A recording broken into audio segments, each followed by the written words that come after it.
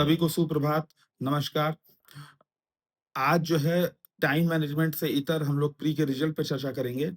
Pre का जब से रिजल्ट आया है, ज़ाहिर-सी बात है कि इसमें से बहुत बच्चों का नहीं हुआ। लगातार मेहनत की थी, कंसिस्टेंसी ठीक-ठाक थी, इसके बावजूद कुछ बाउंड्री पे रह गए और सबसे विडंबना इस परीक्षा की ये है कि आपको पता भी नहीं चल पाएगा नेक्स्ट अटेम्प्ट के पहले कि आप जो है कहाँ पे रह गए थे, क्या गलती हुई थी। एकदम प्री के जस्ट पहले रिजल्ट आएगा और उसके जस्ट थोड़े दिन पहले आपको अपनी मार्क्स वगैरह इन्फॉर्मेशन देखने को मिलेगी।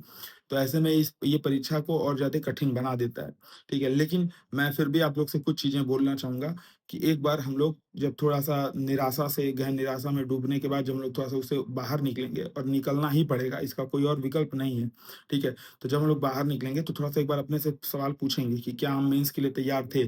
क्या हमारा ऑप्शनल तैयार था? क्या हमने प्रॉपर आंसर राइटिंग कर ली थी? ठीक है? कई ऐसे बच्चे मैंने बार-बार भी बोला था कि इस बार प्री में पहले से भी 2 साल पहले से हम लोग चिल्ला रहे हैं कि सीसैट को हल्के में नहीं लेना है, सीसैट को जीएस का पार्ट समझना है। इसके बावजूद कई हिंदी मीडियम के बच्चे सीसैट में इस बार पीछे रह गए, ठीक है? जबकि बार-बार बोला जाता है कि सीसैट को आप जीएस बिना सीसैट के आप मेंस लिख ही नहीं पाओगे, तो फिर क्यों हम लोग अंतिम समय में उसमें जगते हैं? क्या कारण है कि हम लोग लगातार उसके पीछे ढीला ढ हवाली करते रहते हैं, ठीक है? तो ये ढुलमुल रवैया है सीसैट को लेकर के, ऑप्शनल को लेकर के, मेंस की उत्तर लेखन को लेकर के। कई ऐसे बच्चे हैं जो अब जिन्होंने अभी तक आज तक निबंध नहीं लिखा है। कई ऐसे बच्चे जिनका मेंस के शॉर्ट नोट्स वगैरह तैयार नहीं है।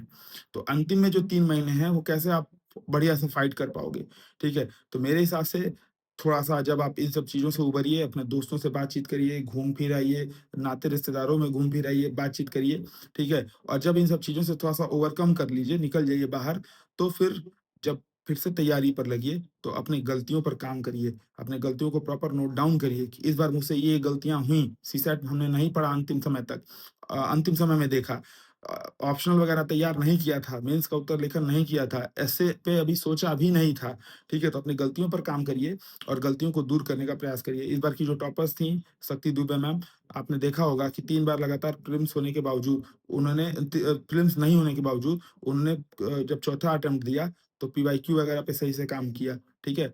मेंस तक पहुँची, लेकिन फाइनल नहीं हुआ। अंत में अंतिम जो 5वाँ मतलब सेकंड लास्ट अटेम्प्ट था 5वाँ, उसमें उन्होंने प्रॉपर बढ़िया से जो अपनी गलतियाँ थी चौथे अटेम्प्ट की उसको दूर किया और इस बार की टॉपर रहीं। तो आप लोग के साथ भी ये एक थोड़ा-सा लक फैक्टर आप उसको बोल सकते हो या आप बोल सकते हो कि हार्ड डे था आपका, ठीक है? वो हार्ड डे था, उस दिन आपका आपके पक्ष में चीज़ें नहीं रहीं। इस वजह से दिक्कत हो सकती है, बजाए कि आपने साल भर लगातार मेहनत किया हो, ठीक है? तो मेरे अनुसार खुद से इससे बाहर निकलिए, थोड़ा-सा इधर-उधर घूम फिर करके फिर से लग जाइए। मिलते हैं नेक्स्ट सेशन में, तब तक